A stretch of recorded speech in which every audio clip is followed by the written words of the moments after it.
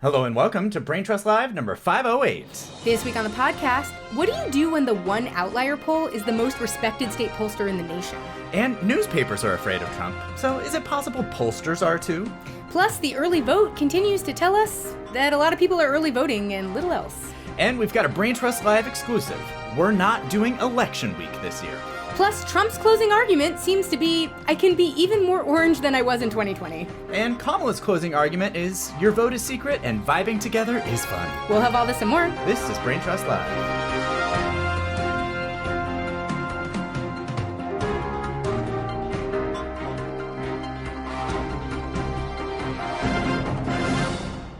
Hey y'all, I'm Brent. I'm Lila, and you can find us on the web at www.braintrustlive.com. Tomorrow's the election. Tomorrow is the election. That's Wow. Sooner than you might have hoped it would be. But also, No. But actually, as soon as it could have ever come. Right. Yeah, get it over with. I feel like everyone is either tuning it out completely because they can't handle the stress of anything because every poll is showing that it's in a dead heat and nobody can even conceive of what that means. And we're going to break some of that down for you. Yep. Or people are acting nuts because they're so anxious that, Right. and they are paying attention. Right. But there is like no in between right now where people are just acting like cool, calm, and collected people. No. I am the coolest, calmest, and collected person that I know at the moment. And that is, if you know me in real life, I was going to say. you know that being collected is not my general state. So I feel like we're going to break down some of the polling conversations that are happening right now. Yep. And we're going to talk a little bit about how you can read the results election night. Yeah. We're going to help you maybe relax, we hope. We hope. I mean, even if it is stressful, just relax in the sense, we're going to tell you the things that you shouldn't panic about, that you might be inclined to panic Yes. about. There's plenty to panic about, but I would reserve your panic for things that are worth panic. Yeah. There's a We'll lot of tell you things what those are in a little bit. grappling for your attention right now that aren't worth your attention. That's right. So let's start with the bombshell news of yesterday. Very much worth your attention. We're recording this Sunday, Yeah. but the bombshell news of this weekend in general was the Ann Selzer Des Moines Register Iowa poll that showed Harris up 3. Right, 47 to 44. Now, we've talked about the Des Moines Register's polling operation before, quite a bit on this podcast. Ann Selzer is a bad bitch. Yeah. And she's kind of like, she is the kind of most important voice in caucus polling, which is why we've talked about her polling so much in the last many cycles, especially the ones that have had meaningful caucuses. Yeah. But she is basically like an institution in Iowa. Yeah, and she's been polling the state. Her polling firm has been polling the state forever. And everybody always looks for her caucus polls. And if you know anything about the caucuses, you know that they're tricky and polling them is damn near impossible. Yeah. And she knows how to do it. That's one of those things where it's like, figuring out that electorate is probably harder than figuring out this electorate because going to a caucus is like a whole operation. You got to spend your entire evening at one of those places. We've been. They're insane. It's a long process. It's a long process. And then besides that, polling it is hard because you got to ask everybody to rank their like top 74 choices of all the candidates that are running. And then you got to do math on top of that. So I trust Ann Selzer certainly to do a caucus poll, but like, if she can do a caucus poll, then certainly she can call up and be like, are you voting for Donald Trump or Kamala like a Harris? straight up and down poll of Iowa voters. No, this poll is significant. Iowa used to be a swing state. Right. That's part of why it was such an interesting caucus state. It's why it's interesting that it was the first kind of caucus/primary of the cycle. And you also have to remember that Iowa, though at the moment seems to have some diminished significance in the presidential cycle, was for most of our lives and all of life on all of our lives, like the main focus of early presidential politics in a way that means that she has had to be really good at her job for a long time because there's a lot of national attention on Iowa in most presidential cycles. It's why we know her name. It's why we... Do you know another pollster's name? State pollster? Absolutely not. Really. I barely know national pollsters, but a state pollster, she's the only state pollster any of us know the name of. Yeah. So that's why this was big news because, well, the reason it was big news is because the only other poll that came out this week showed Trump ahead by 10 in Iowa. So she, and polls have consistently shown Trump ahead in Iowa. And so this was like a big swing. And we have not seen like this kind of 13-point swing in polls in Iowa so far, and in a lot of states so far. And this week we started to see a few polls that are outliers. And so we, A, want to talk about what her poll shows. B, we want to talk about what the Emerson poll that also was conducted at the same time in Iowa shows. But C, we want to talk a little bit about polling in general and why you're seeing so many polls that show nothing. Right. Because a lot of you, like... Because there's a reason. There's a reason. And you multiple reasons. You may be seeing polls being like, vibes-wise, these polls don't seem right. Like, you know how, like, sometimes in Trump era America, you had to just sort of use your common sense to know what was really going on.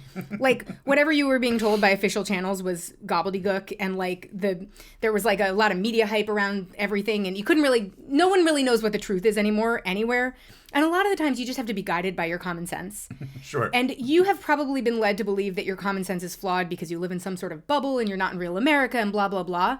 But, like, the likelihood is you are connected in some way to real America, quote unquote, real America. And that your instincts are not totally wrong unless you are feeling like your instincts are being informed by, quote unquote, experts. Right. In this moment in politics, I would encourage you to be thinking in a common sense way, is all I'm saying about that. Yeah, no, but let's talk about what this poll shows, because the story here is not just that Harris is up in Iowa, according to this poll. Yeah. The story here is how much she's up with women, and especially older women. Yeah. This poll, like, I was seeing on Twitter, like, oh, the Seltzer poll shows Harris up like 20 points with women, and that's so significant. This poll is showing that she's up 28 points with independent women, and that she's winning women over 65 by a 2-to-1 margin. That's wild. In Iowa. Yeah. That's old voters. She's winning old voters in Iowa. She's winning overall with voters over 65, according to this poll, but specifically with women, she's winning 63-28. Yep.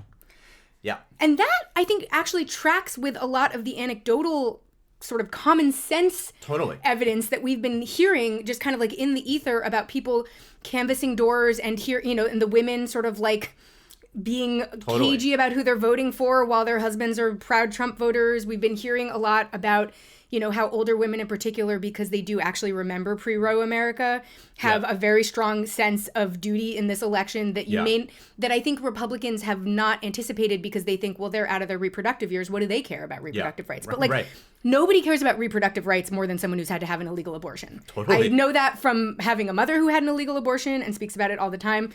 And I know that just in general from the way that, her and her friends talk about this issue. But like there is no one who knows the stakes of this better than someone who had an abortion in pre-Roe America. Yeah. And so I think that it has always been a mistake to sort of discount that older women would be moved by this issue. Sure. And it seems like they're being quite moved by it. I think so too. And also it's interesting. I was talking to a friend of the podcast, Grant Sloss, about this last night, fellow Iowan, also Grant Sloss.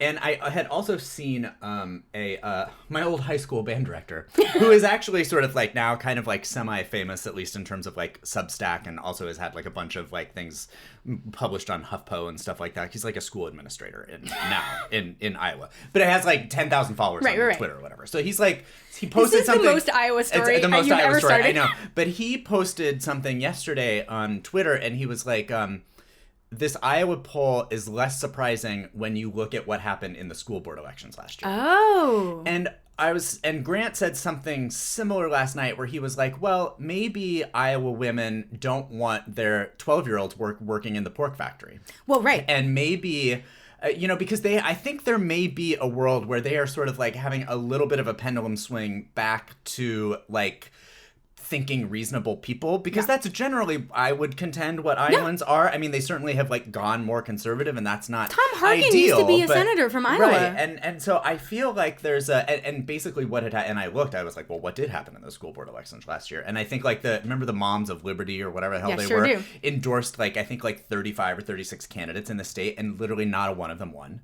And so I think that and obviously it's going to be women who are caring about what's going on in their schools, and also women who are caring about what's going on with their children, like with some of the other crazy laws that Iowa has passed lately. So I do feel like there was maybe some priming for them to be like, no, I'm also not voting for Donald Trump. Yeah, probably. So And also, I mean, if this is how Iowa is trending, it's pretty significant for the entire upper Midwest that we're relying on as a blue wall. Well, that's the thing. I mean, like, I think a lot of people are sort of, I'm still sort of like, look, you know, she sort of like only, I think she leaves like 9% undecided in that poll, essentially. So, like, I'm not banking on Iowa winning there. But she would have to be almost 10 points off to be like missing like what his margin was in 2020, because I think he won by like 6 points or something like that in 2020. So like I guarantee you she's not off by that much. Well, and she would have to be off by a larger margin than she's ever been off by in her life for this poll to not be reflective of momentum surging towards That's Harris. 100%. Like, we border and generally have the same types of people and voters as Wisconsin does, and a lot less black people than Wisconsin does. So like if she's within a couple points and still loses Iowa, she's going to win Wisconsin by 5 or 6 points. Yeah. No, and there's also, I think this is reflective of what we have been sort of like feeling vibe-wise, I think, in general, which is that there is a lot of late momentum happening towards her right now. Well, and that is going to be meaningful because it means that these aren't numbers that are going to be reflected in early vote totals, but they may, it's like things may shift very dramatically on election day if this is how people are thinking. Well, and it's interesting because I had honestly forgotten this when I was rambling about Wisconsin, but there was a CNN poll this week that had her up 6 in Wisconsin and had her up 5 in Michigan. And I think all of these polls that show anything other than it being tied have sort of alarmed people and been like, oh, well, that's an outlier. That can't be right. Yeah. And I think I would contend that the outliers are closer. There was also a poll from Kansas recently that had her within 5 points there, which again, like, well, and these are not margins that we have seen at all in this cycle in any of these states. So we're talking about, even if these are outlier polls, they're all kind of like picking up on a kind of momentum. Yes. And that is, I think, the significant story here, because how far that momentum swings the electorate is, I mean, in a world where everything is tied, it doesn't need to swing the electorate very far. No, it doesn't. And I think that those polls probably are correctly showing movement, even if, you know, the margin isn't right, because that same CNN poll had her up, she was up 6 in Wisconsin, 5 in Michigan, and then I think like 2 in Pennsylvania. And guess what? That's where she's spending like the last 3 or 4 days of her campaign. So like, I think it's probably right, at least enough to know what's close and what isn't close. Yes. Yeah, and I think it explains why we're seeing some weirdly close polling in some states that we wouldn't expect any close polling to be in, like Texas. Right. You know, where we've been monitoring that Senate race this whole time, but even the presidential race has weirdly small margins in Texas right now. Right. I know we've been talking a lot about Texas is about to turn purple. We've been saying that for years. I don't know when that's going to actually happen, but I don't expect this race to be the one where it happens. So if Texas has purple results in this race, I'm going to be sort of impressed with myself and with all of us. With Texans. But, but polling trends are reflecting also that Donald Trump has been unraveling and saying wild shit in the last few days. Sure has. You know, because of that, we have a lot of movement among the voting blocks that he's really relying on to build a victory. We're talking about white voters, but white women in particular, and like older white women. Latinos back to Democrats. Latinos back to Democrats after those horrific comments about Puerto Ricans by Tony Hinchcliffe and the entire Republican apparatus embracing them. And so, like, let's talk a little bit about why polls haven't told us anything up until this point. Right. Because I think that's also relevant to this conversation. We've been hearing, like with the Seltzer poll and with these, with these polls in Michigan and Wisconsin, we're hearing a lot about like don't trust outlier polls. And, we're all kind of like, we've like gotten real scientific about our polling methodology. So every poll now has like a lot of methods that they're employing to weight everything in a particular way or whatever. But that means, of the last 321 polls in battleground states, 40% showed margins of a single point or less. A lot of experts in elections, in campaigning, are kind of like, that is improbable. It's like very improbable that that these candidates would be that close in this many places, in this many polls. Yeah. Like, scientifically speaking, polling is an inaccurate science. Right. It's a little bit chaotic. It's a little bit random. Yeah. You expect polls to have bigger sort of spreads than that over the course of an election cycle. Right. So it's like wild how many polls are showing them in a dead heat. And of course, this is a narrative that's beneficial to almost everyone involved in the election industry. The media loves it because then it's like everything is like breaking news. Right. The campaigns love it because they can fundraise off of it. Nobody really has any incentive to like challenge this. And the pollsters like it too, because what they don't want is to like they don't want to release an outlier poll. That's right. Because then on the off chance that it's actually close, then they look like an idiot. Exactly. And that is what happened to them in 2016. So the polling industry itself has adopted all of these crazy methods to like make sure that they're weighting everything in a million different ways, and no one really knows. Well, that's the thing that these are unproven methods. That's the thing that I think a lot of people maybe like don't fully know. You can call 5,000 people in your state, which is actually way more than most people call. I think they have to call like more than 800 or something like that. Yeah. And you can come up with whatever results you want to come up with. That's right. because you just weight how many, you're deciding based on your own vibes what the electorate looks like, how many Republican responses you're going to count, how many Democratic responses you're going to count, how many independent responses you're going to count, based on how much you think those people are going to vote, how excited they are to vote. All of those things are just in whatever the pollsters, hearts and minds are that day. Well, and also that's not actually science. No, first of all, a lot of the ways in which they're weighting these polls are unproven. But also, they're not immune to the pressure from campaigns either. Totally. And look, we have major national papers who are unwilling to endorse in this race because they're afraid of MAGA. Right. Like, if I'm a pollster right now and I called 2016 wrong and I was too afraid to say anything in 2020, like, what am I doing right now? There was a black woman running for president against Donald Trump, and you're just sort of like, I don't know. Anyone could win. Like, you just, like, at that point, like, your reputation relies on you saying nothing. Yeah. And but there's been a lot of writing about this recently. Like, even, Nate Silver, who I have things to say about, like, has been talking a lot about, it's called poll herding. I mean, it's a known thing in the polling industry that this happens. Like, so it's not shocking that all of the polls are going to say that it's a tie. And I'm not here to say that it's, like, not going to be close, but it might not be close.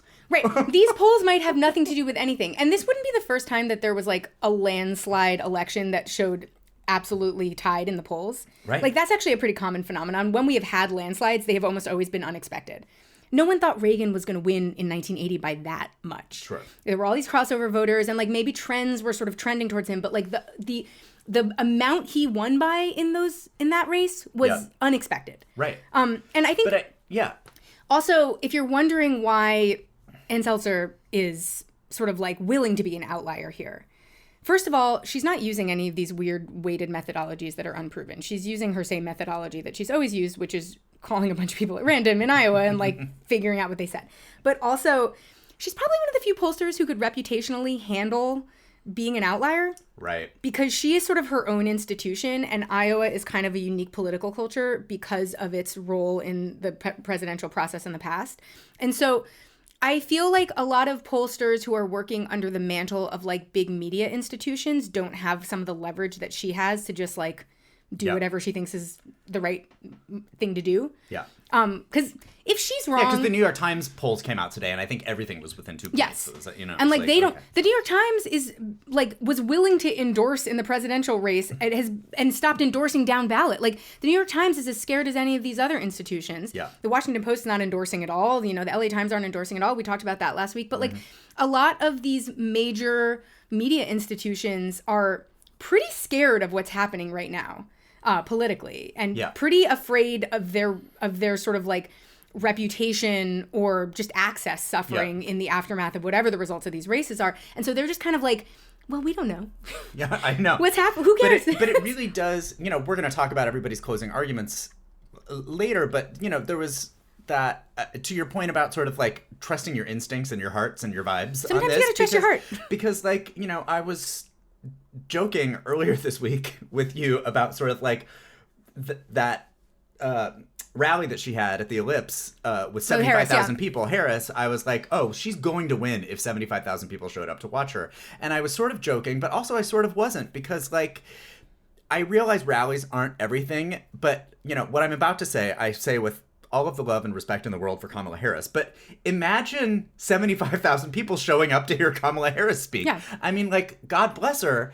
She's not interesting enough for 75,000 people to show up and hear her speak. They were there to see each other. They were there to be like a collective vibe about like moving. There's a feeling in the world of like, we're moving beyond this, which happens to generally be her closing statement. Yes. And I think that, like, I don't know that the polling can, like, fully catch that, or if it is catching it, the pollsters are course correcting, like, in their weighting of the methodology or whatever. But, like, we have a little experience with this from the primary process, because this is why everyone was so confused about Bernie Sanders.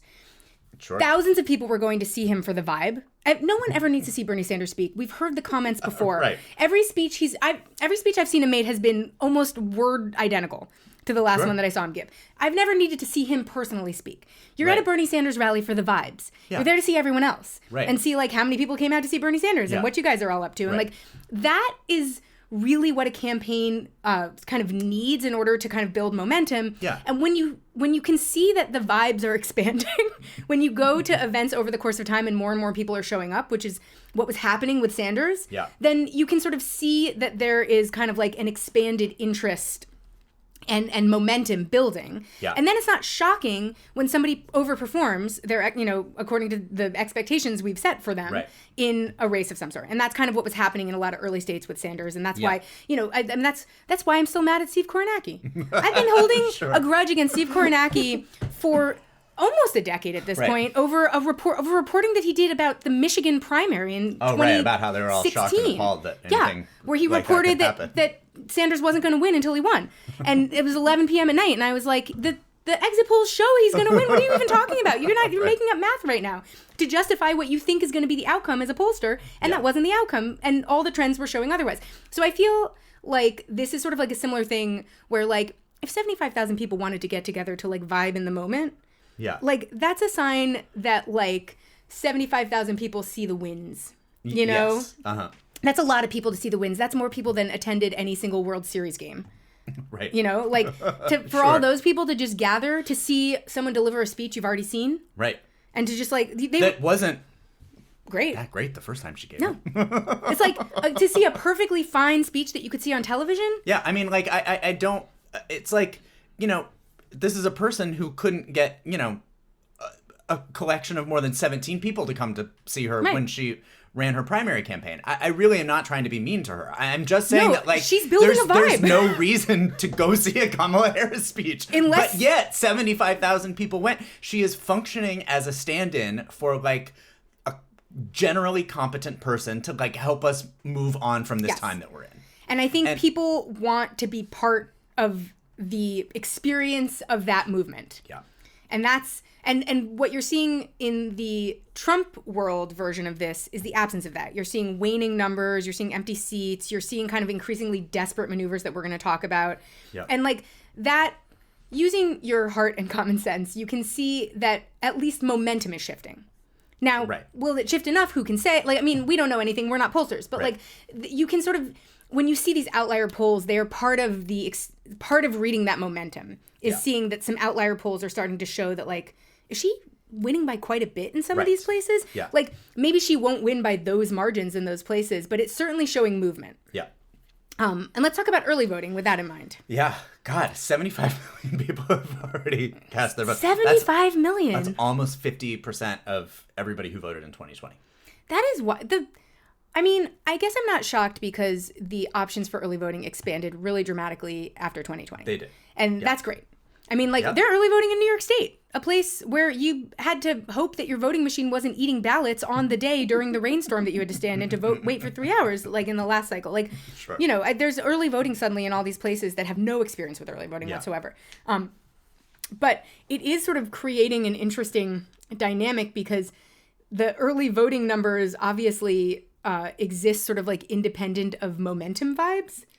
It's wild. Yeah. So we, like, don't know what they mean anymore. No, I know. It's so crazy because, like, Georgia, like, over 4 million people have voted, which is, like, 80% of the 2020 turnout, and same in North Carolina. And, like, North Carolina is a good kind of case study in why we can't really possibly know anything. Yeah. Because both sides seem to be, like, feeling okay about that. Although I would contend that the Republicans who are saying that they feel good about that should... It's what I would say if I were them. Should look at the fact that Donald Trump is spending the next 3 days there and has been having empty rally. That's where his empty rally was the other night. In a place where Kamala Harris had a packed rally a couple weeks ago. We're starting to see headlines about their concerns in North Carolina on the Trump team. But interestingly, so like... But it's weird. I think it's interesting to like quickly look at because like Republicans are actually outpacing Democrats in returns. They have returned, of the ballots that have been returned, 33.3 have been Republicans, or 33.3% have been Republicans, 32.4 have been Democrats, and the rest have been independents. That actually leaves independents having more ballots, but I think there's more of them also anyway. But like at this point in 2020, 6% more Democrats had returned their ballots. So Republicans are now probably thinking, oh, well, we're actually doing better against 2020 than, doing better against 2020 in early voting. But that's just because they're early voting. I was going to say, in 2020, they weren't telling their voters to vote early. Right. It's like Democrats were in North Carolina being like, vote early. And Republicans were like, don't. Like, voting early should be illegal. Right. So, like, it makes sense that... Right, it does. And then also, like, I saw an interesting graph when I was reading about this, where you can see very early voting was, like, heavily favored toward Republicans. Because, like, all of... And in rural areas. So it was, like, all of the old rural Republicans, like, returned those ballots, like, the day that they could, or voted early Got in out person there. the day that they could. They were like, we're voting for Trump, we're doing it. Yeah. And then as it has gotten closer to the end of early voting, because I think there's stops on like Saturday, and then there's like 2 or 3 days where you can't vote until election days. A mysterious circumstance that nobody knows. You can see the Democrats start catching up, and you can also track where those ballots are coming from, and they're from black areas. Also, way more women have voted, and that has picked up as we've gotten closer. So it's like, again, you're seeing the vibes there. And we also you have no way to know how the independents are going to break. I mean, like, if Kamala Harris is doing what she's claiming she's doing, then a bunch of Republicans and independents are voting for her. I would contend that that's nonsense, but like maybe she'll be proven right. Palling around with Liz Cheney, you know? So... Do I like it? They're about to Might it work? We'll find out. I think there's rumors that they're going to be dropping a George W. Bush endorsement on Monday. Oh, God. Here's a quick aside about that. Brent and I had an extensive conversation about this earlier because it is my contention that there are some people, former war criminals, that you should let disappear from public life if they choose to. Yeah. George W. Bush did us the wonderful service of retreating into his home to become an amateur painter.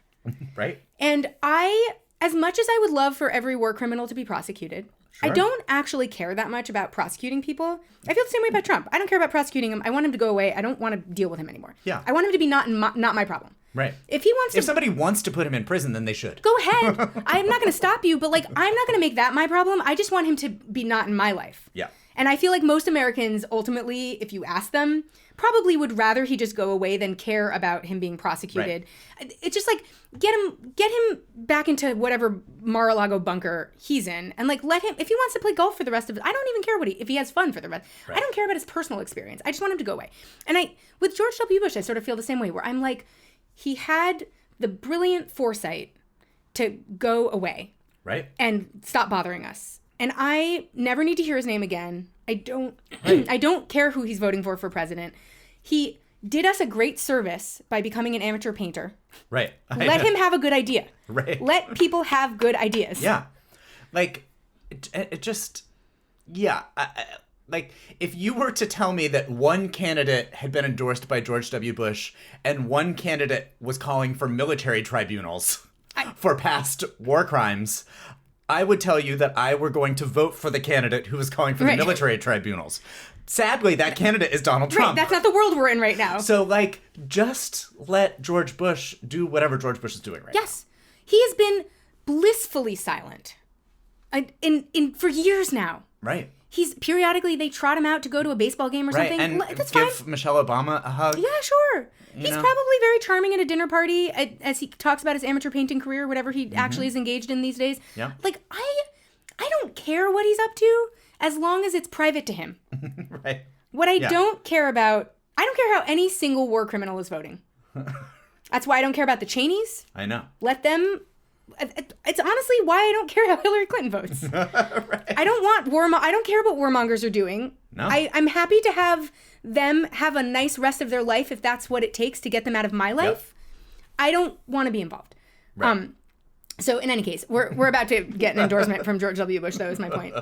My larger point here. And sorry about it. Yeah. Anyway, nobody really knows what's going on in North Carolina because nobody knows who's voting there right now. And nobody, and I would contend that it's probably not great news for Republicans that it's this close while they've been really pushing early voting. Well, that's the thing that I think that is actually the final point that I think that we should make on this is that Trump won North Carolina by 1.3% in 2020. It was actually very close. Yes, that has been fairly consistently read of late, but like that was close. We also know about the fact that like the Democratic governor candidate is going to win by 15% there because they've got a loon bag running Republican who's running there. And like if Trump is generally maxing out on his early voting right now, and you're seeing surging of Democrats heading into Election Day, it's hard to imagine Trump overperforming how he did in 2020 if he's already gotten all of this early vote. And he's not at 100% of his support in the early vote from last night. You know what I mean? So it's like, does he really have that big of an election day in him in a place where it seems like he's already falling off a little bit? There was a report that he's worried about North Carolina, which makes sense due to the fact that he's there right now.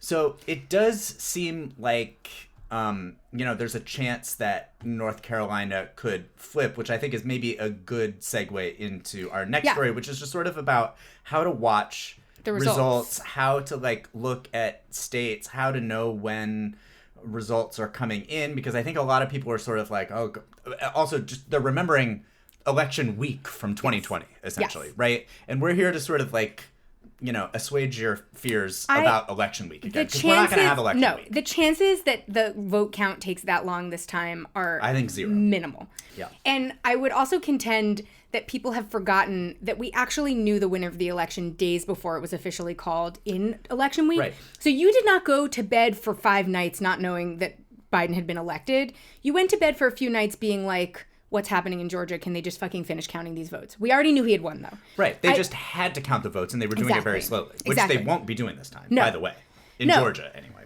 And there will also be some opportunities. If this is a blowout night, you'll know very quickly because certain states, and we'll talk about some of those states, but I would contend North Carolina is among them, will be called very quickly for Harris. If North Carolina gets called quickly for Harris, just go to the bar. Yeah, you did it. Exactly. Right. Yeah. We made it happen. Will we have some sad news about the Senate later? Probably. Who knows? But if you're just in it for the presidential race because you're just like, I need to get out of this moment of Donald Trump, and I get that. Like, I'm going to be watching a lot of elections results for down ballot candidates and probably weeping to myself about those. But like, I certainly relate to the sense that I just want, as I said before, I want Donald Trump to not be my problem anymore. I want him to go away. Yeah. And part of him going away is not being elected president again. Right. So in any case, the chances that we have election week this time are much more minimal. Yeah. And also in part because we were counting votes, like surprise mail-in votes in a pandemic last time. Yeah, that was really part of why it took so long to vote last time, was because all of those mail ballots, the states were not set up to count those mail ballots in a quick way because they had never done it before, and there were so many of them in 2020 because of the pandemic. Yeah. Exactly. So like, we remember it took a long time to count votes in Georgia last time. That's not going to be the case. They're set up to count much faster. North Carolina is going to count fast. Michigan is going to count fast. Florida is going to count fast. Wisconsin is going to count fast. It could take them until Wednesday. But like, some of these states like weren't able to like they hadn't like adjusted their like voting laws and their constitution to be able to like start counting them early, right? So they had like literally like 5 million ballots that they had to open up on morning of November 5th or whatever. Brent and I have already gotten notifications that our ballots have been counted because California starts counting your ballots as soon as they get them. Yeah. A lot of these states weren't able to open any of these ballots until Election Day. Right. So yeah, I think like if she has won North Carolina and Georgia, then go to bed. And you're going to go to the bar. And you go know anywhere. and you know before midnight, then it's like great.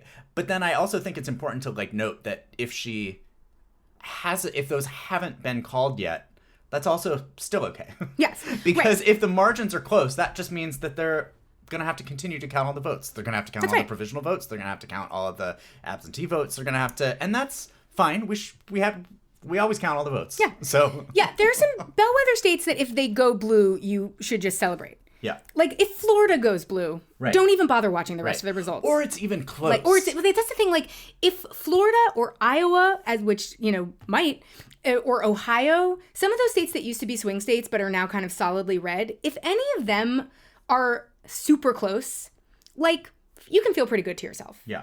If North Carolina, if she gets a quickish victory in North Carolina, it's like pack it in. We did it. Like don't worry about anything. Yeah. If she's even competitive in Texas, and polls are much closer in Texas than they should be. If she's at all competitive, if they are holding off on calling Texas, right? Like feel good to yourself and celebrate a little. Like a lot of what we're kind of concerned about in terms of like it taking a long time to know is if we're really coming down to the blue wall in Wisconsin, Michigan, Pennsylvania. Right. Because who the fuck knows what's going to happen in Pennsylvania? That seems to be the closest of the bunch. And if we don't have states like North Carolina to fall back on, then we have to really care what happens in Pennsylvania. Right. And Pennsylvania, unfortunately, is the one that is going to take a while to count because they are still not starting to count until that morning. This is so typical of old states. Sure. Right. This is like the whole of like the Mid-Atlantic and Northeast has like been slowly updating what are the most archaic election laws on the planet. And it would be just like the place with the Liberty Bell to be the only place that like can't start counting their votes in any reasonable measure. But it's also like, it'll depend on what the margin is also on whether they can call it or not, which I guess should go without saying. But I mean, like in 2020, it took them 4 days to call Pennsylvania. And in the 2022 Senate race, it was called by pretty early in the next day. But that's because Fetterman had won by 5 percentage points. So you could see fairly quickly that like that's what was going on. So like if we're in a world where she sort of is overperforming places, and maybe you'll know before the next day because she'll have already won North Carolina. But like I think that like if she's overperforming, then they're going to be able to call it earlier because they're going to be like, oh, well, this isn't actually as close as we thought it was going to be. So, like, maybe by Wednesday morning they'll have called. And that's one of those states where every poll has been mysteriously tied. And it's like, is that real? Who even knows? Right.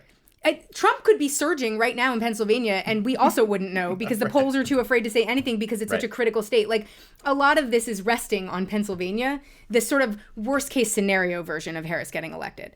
If in a best case scenario version of Harris getting elected, Pennsylvania can take their sweet time, counting their votes because we've already kind of banked some electoral votes in places that we didn't necessarily expect. Right. That's why we're kind of thinking of the East Coast. We're kind of like looking to even states like Florida to kind of get a sense of where the margins are compared to where we expected them to be. Yeah. Because remember a time... I mean, like, Florida is a weird case because Donald Trump is, like, designed in a lab to appeal to Florida.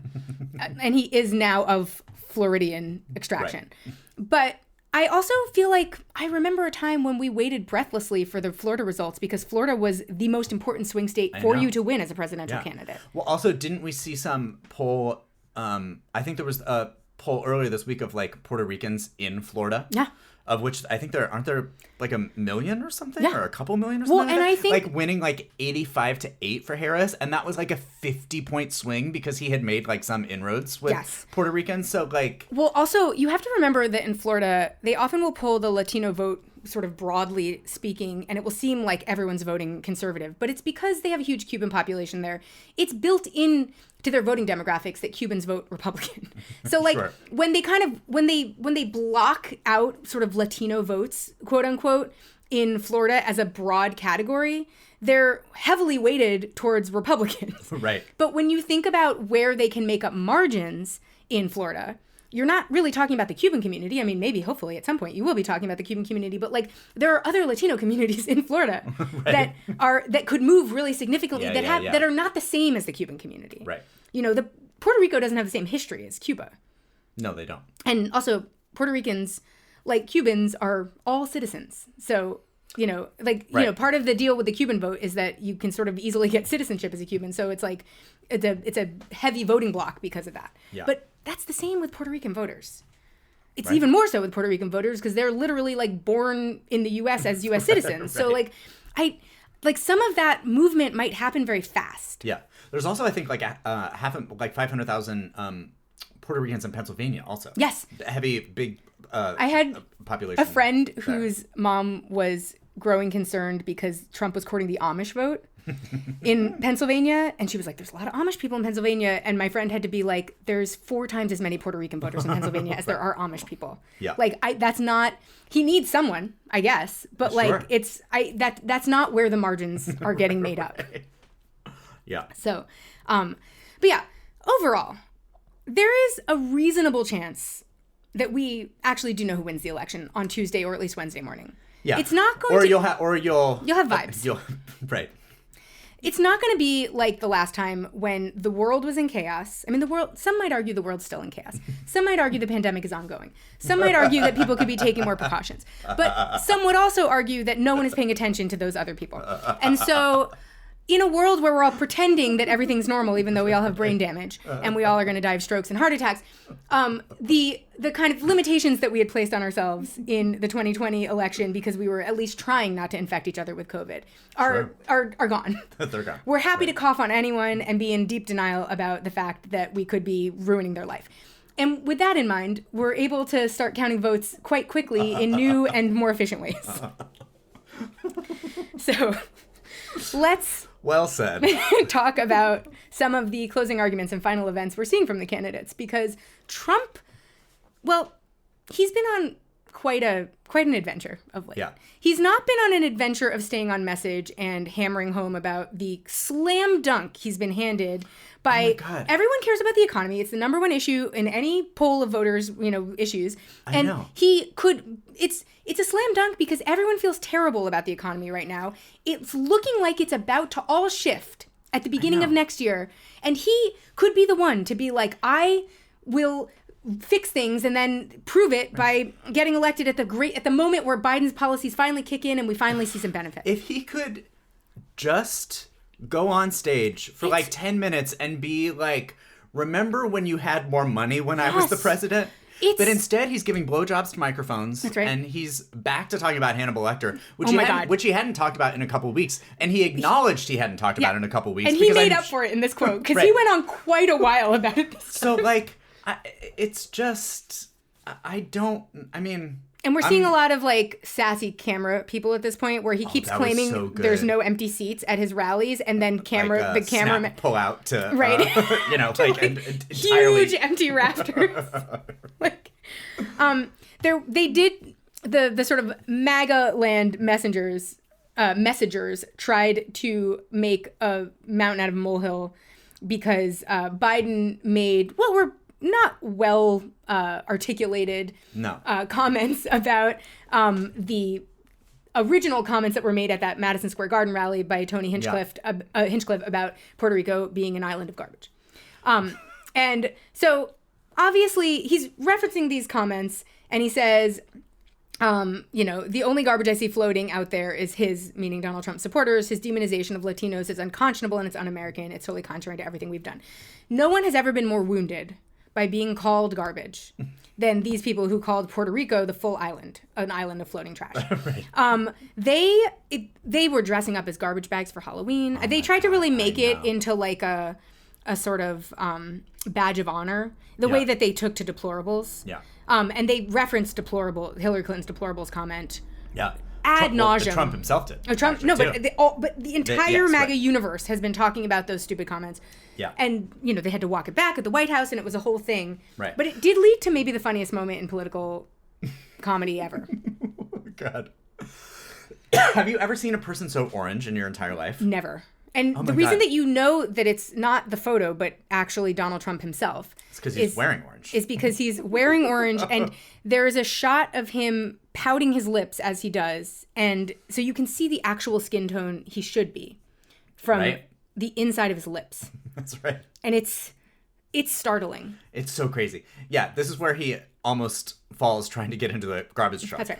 Like, was he like on a tarmac somewhere or something? Yes, With like a he's on a garbage tarmac truck? with the like Bluth Industries garbage truck. It's like a tiny little garbage truck. It's such a silly little garbage truck, and it's just like tooting around on a tarmac. He's dressed like an Oompa Loompa, as you said earlier. Oh my god. And then he tries to get into the garbage truck and like fails to catch the door release somehow. Yeah. And so almost falls in his attempt to just open a garbage truck door. And it's like maybe the funniest. The whole stunt is so silly looking. And when you see the footage of the Trump garbage truck tooting around on this tarmac, it's so it feels like a direct and intentional Arrested Development reference, which I felt weird about. I know. Like, it feels like they can't not know that this is like a reference to like this silly like stairs truck in Arrested Development. Right. But it's just like the whole visual is so goofy. Yeah. And that's what he's up to right now. Right. I know. He's not telling people about the economy. Right. No, he's not. He's falling trying to get into a garbage truck in a Oompa Loompa costume. Right. I was pissed about this Biden comment only just because it existed at all. Right. Get that man away from a camera. What? I realize he's technically still the president. Although we do forget sometimes. We forget every time. Every time that he is revealed to me, I'm like, in the way that you feel about like Jimmy Carter still being alive, you're like, oh, he's still alive. Right. Like, I forget that he exists all the time. Right. But it's just like these old white guys that are out there right now. It's just like, we don't need want Joe Biden's help. I don't need Bill Clinton explaining why genocide is cool to people in Michigan of all places. I know. Like, I understand you're trying to use your campaign surrogates. Sure. But like, some of them, as it turns out, just aren't great campaign surrogates. Well, help them stay on message. If they're good, first of all, keep Joe Biden away from everything, because he's the reason we're in this weird situation. And I have for years been saying we need to be keeping Bill Clinton away from everything. Yes. Who wants to hear from him right now? I know. No. And that's why I've been really proud of W. Because no one wants to hear from him either, and he seems to know. He seems to know.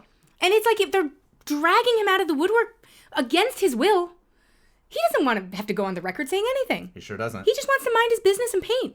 Yep. Let him have a good idea. Yeah. So the problem is Bill Clinton wants everybody to hear every thought that he's ever had. That's always been the problem with Bill Clinton. Life. That's right. It's always been the Bill Clinton problem. There are just so many of these guys that it feels like, if you are somebody that I am surprised to discover is still alive, even if you are the sitting president and I'm having that feeling, I just feel like, stay home. Yeah, don't go looking for a television camera. We're having a nice youthful moment right now. We finally feel a little hope. The vibes are good. We're having fun. We have a candidate who likes to laugh and it radiates joy. Right, she's on Saturday Night Live. She's having 75,000 people at a rally. Yes, we're vibing. Beyonce's involved. Like, stay away. That's right. Like, I feel like they did make it seem like that SNL appearance was the most shocking thing to ever happen in politics ever. And I was like, literally every candidate does this.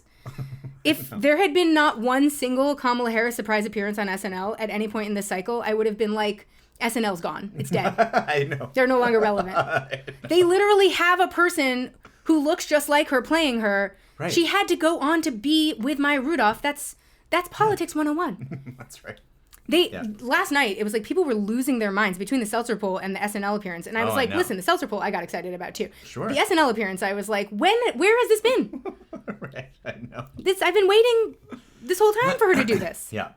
I mean, this was a good weekend to do it, right before, But like, people were acting like that was like the greatest moment in politics. And I was like, this is the most typical moment in politics we've had so far. I was comforted by its normalcy, but like, I don't feel that great about it. Totally. In any case, so let's review. Closing messages. Yeah. Donald Trump has a slam dunk that he's ignoring and instead is insulting Puerto Ricans and giving blowjobs to microphones. No one knows what his closing message is other than, like, we are weird. Right. Like, and maybe that's, I wish that they had taken that mantle. Like, I wish, first of all, that we had kept using that even when that messaging got old. We could, in the next 48 hours, be like, also remember they're weird. Yes. I hope that Wallace comes out and is just like, just as an FYI, in case you had forgotten... Right. Given this Oompa Loompa stunt and this microphone situation and the weird rant about Hannibal Lecter. Thanksgiving is coming up, which was my first point, was that sometimes having a conversation with them is weird. We could remind them that they're about to have to see their weird relatives. Exactly. And do you want to really be talking about this in Donald Trump's America? Right. the Harris campaign has had some interesting closing messages beyond just like vibing is fun. Sure. But more targeted ones. There has been a huge amount of effort, both with ads and PACs producing ads, but the campaign itself producing ads as well, and just other materials geared at letting people know that their vote is secret. I loved the one that they did for women. Yes. They did get a little bit of pushback from Republicans that I don't agree with or care about necessarily, that it was sexist. Yeah. But so I thought what they did was genius, because they just recently released one for men that also told men that their vote, that they could, which I think was so genius. Yes, because totally. It's like, you can vote for a woman and no one will ever have to know. That's right. If your friends need you to pretend you voted for Donald Trump, that's fine, but you could still vote for Kamala Harris when you get into the ballot box. That's right. Right, we get into the booth. I thought that was and genius. Canvassers have been also driving this message home as well quite a bit. Like anecdotally, we've been hearing a lot of reports about canvassers, and we mentioned this a little earlier in the podcast, like going to doors and finding that women were sort of like secretly mouthing that they're voting for Harris. But they have also been doing some work sort of educating women that no one can find out who they vote for. Yeah. And that, like, a lot of sort of like local operations, local get out the vote operations have been including that messaging, because it seems like there is a really stark divide between how, especially in more sort of like independent leaning conservative communities, how men and women are voting. Right. And we know, I mean, no one ever stops talking about white women giving Trump the margin of victory in 2016. We've been seeing a lot of the dynamics that caused that play out in this election as women have broken from, from their husbands on this issue, the sort of like fear that people are at least, expressing on social media about what this will mean and what this has done to their relationship, and like whether their husband can find out that they voted for her and that kind of thing. Like, we've been seeing a lot of why maybe so many white women who are married to these conservative white men did cast a ballot for Trump in the last election, and how much fear there was around breaking with them, and how many people are talking about doing it now. So, and I mean, I think that probably tracks with a lot of the polling that we're seeing with just women in general. Like, Harris is like running away with women at the moment, and has shifted the margins of white women very significantly from what 2016's voting totals were. So that's interesting. And then we have also, I would say, because we still have quite a large uncommitted movement going on in Michigan. Yep. And we've been seeing some like interesting messaging I think you can still around vote that. for uncommitted. Yeah, I think you can. On the presidential ballot there. But we've been seeing some surrogates like Mehdi Hassan and Keith Ellison kind of come out with the pick your enemy argument. So like the idea that like Harris is just like a better quote unquote enemy than Donald Trump in terms of protecting Palestinian lives and sort of resolving the situation in the Middle East. And then we've also been seeing like Rashida Tlaib has been at Get Out the Vote rallies that have focused down ballot for Democrats. Yeah. So we are seeing some of the surrogates who wouldn't publicly support Harris over her Gaza stance still doing a bunch of Get Out the Vote work with communities that are leaning Democrat or likely Democratic voters. Yeah. And I think that probably, is a strategy that has been developed because they're worried about Michigan. But I feel like in general, they have like started to really, in these final days, they have started to really like send out the surrogates to be like, you sort of like, you vote for Harris and then you can make Harris miserable, but that's the enemy you want in this fight, not Donald Trump, which I think was the kind of argument that they needed to start leaning on in a place like Michigan, where they have offered nothing to voters and are murdering their families. Sure.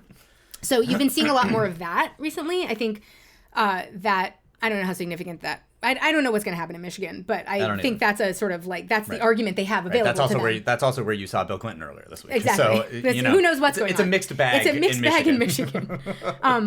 But yeah, so those feel like the sort of like subsets of closing arguments, but I feel like the real closing argument that we're seeing from the Harris campaign is just like be vibey and fun.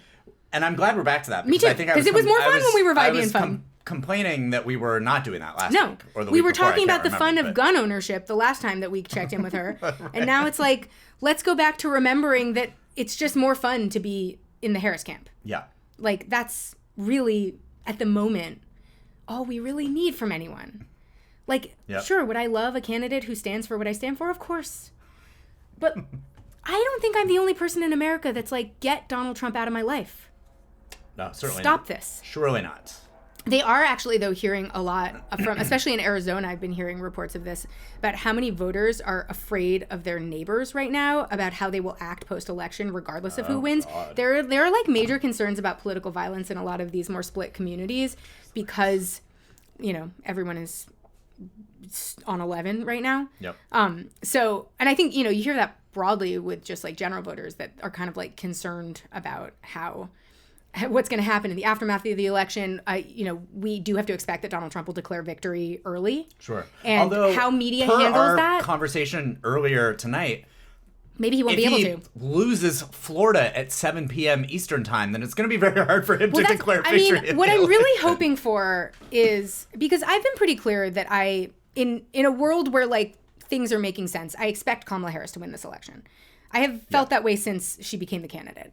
And I have, because of that, I think not been quite as dismayed by these very close polls, just because I'm like, I just don't feel like Trump has enough votes to make up for his last, you know, loss. And she's an exciting candidate and I think has votes to make up. With that said, I am also, because she's going to win the popular vote no matter what. So like, that's an understood thing. Let's make it so that we don't have to hear him complaining about how he lost. Let's make it so decisive. Yes. So that we can just like move on. Because I don't want to be involved in a bunch of petty arguments with idiots who are lying about the facts of the matter, which is that he's going to, in certain terms, he's going to have lost the popular vote. How that shakes down at the state level, I'm hoping is decisive and clear. But it may not be. You know, who knows what's going to happen. I just like, for my own peace of mind, it would be nice, my personal peace of mind. Sure. It would be nice if we could just be like, yep, he lost. It's hard to argue with Florida and then move on with our lives, you know? Exactly. I don't think he's going to win. She's going to win Florida. But it would be. North Carolina. But North Carolina, I feel like could be I want it to be decisive enough that, because I don't trust the current media outlets to know what to do with his early declaration of victory. And they have been given weeks to prepare for this, by the way. Everyone knows he's going to do this. It's been reported on for a while now. So like, it's not like a surprise that he's going to do this. So I'm hoping media organizations have a plan for how to cover it. But given that they probably don't, I just like don't want to. It sounds like a lot of mishigas, you know? It's like, I just want things to be easy. Right, yes. I want to be able to go and get an ice cream the next day, feeling satisfied with myself and moving on with my life. Same. In any case, that's the news. That's it. We will be, you know, watching the results alongside all of you. Yeah. So, you know, tweet at us or something if you have. Maybe we think on ABC, potentially? Yeah, we've been really trying to figure out how we're going to watch the results on a network that hasn't pissed us off yet. Yeah. And there's not many to choose from. But we just want to watch on a network that doesn't have an agenda.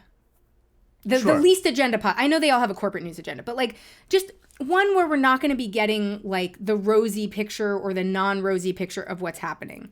Right. And also where I don't have to listen to some kind of nonsense surrogate say like utter hogwash and get into arguments with other surrogates about facts that don't matter. Right. Which is what you're going to see on any of the major 24-hour news networks. That's right. So yeah, we're talking about ABC. We just want a network that's going to call the results. That just has a team on there that's like, what are the results looking like and who's won? And everywhere is just going to have a panel of at least 19 people, and most of them are going to be blowhards. Yes. I understand this. Yeah. We're not going to escape blowhard. We just, I'm in a lot of current boycotts right now, which has made it troubling to figure out how to watch the news. We can't watch MSNBC, obviously. We certainly can't watch Fox. We can't watch CNN. I'm not watching CNN. No, I can. Them about something recently. No, you can. Who knows what? I'm not going to watch CBS. That's news for white people, according to the way that they conducted the vice presidential poll. They had a full panel of white people. That was the craziest thing I've seen in a long time. Yeah. ABC is sort of what we've been left with, but if you have ideas, let us know. Yeah. We're open. I've been putting on BBC during the day, but I just don't know if they're going to be doing like live election results. Results. They might be. Actually. We need like a live election result. They certainly have been talking fun. About the election quite regularly. I'm hoping that would be ideal. Well, let's give it a shot. But anyway, we'll let you know what happens. Yeah. You'll be hearing from us. We'll talk to you next week. Bye.